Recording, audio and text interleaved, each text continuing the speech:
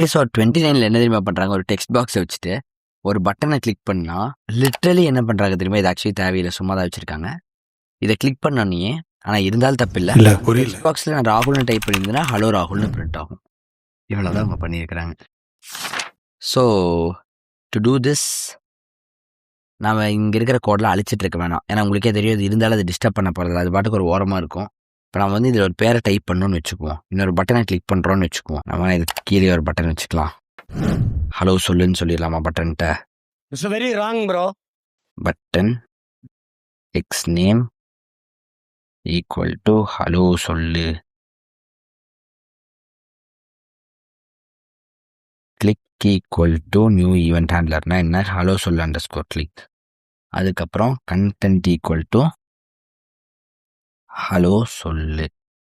ஓகேவா? கண்டென்ட் எதுக்குன்னு தெரியல, அதுதான் டிஸ்பிளே ஆகும். பட்டனுக்குள்ளே அதுதான் எழுத்தா வரும்.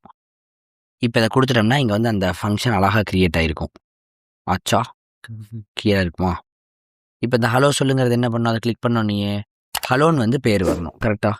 ஸோ டெக்னிக்கலி நம்ம என்ன பண்ண போகிறோன்னா சிஎல் பண்ண போகிறோம். சிஎல்குள்ளே ஃபர்ஸ்ட் என்ன இருக்கணும்? அந்த t1.text அப்படியே வரணும், கரெக்டாக? ஆனால் அதுக்கு முன்னாடி என்ன வரணும்? ஒரு ஹலோ வரணும். எஸ் ஐநோ, அதில் இருக்கிற மாதிரியே நான் பண்ணல, நான் வேறு மாதிரி பண்ணுறேன்ட்டு. ஆனால் உங்களுக்கு விஷயம் புரியுதில்ல? இப்படின்னு போட்டோன்னா ஹலோன்னு வந்துட்டு t1.text இருக்கிறது அப்படியே வரும். அப்போ என்ன ஆகும்? ஹலோ ராகுல்னு வந்துருமா? நான் ராகுல்னு கொடுத்தேன், புரிஞ்சுதா? இந்த இடத்துல ஹலோ அப்படியே இருக்குது, இங்கே t1.text ராகுல்னு கொடுத்து வந்துடும், ப்ளஸ் இது ரெண்டையும் ஒன்று சேர்த்தோம், அப்போ ஹலோ ராகுல்னு வந்துடும்ல. That is all. வந்துடுச்சா ஹலோ ராகுல்? இவ்வளோதான்.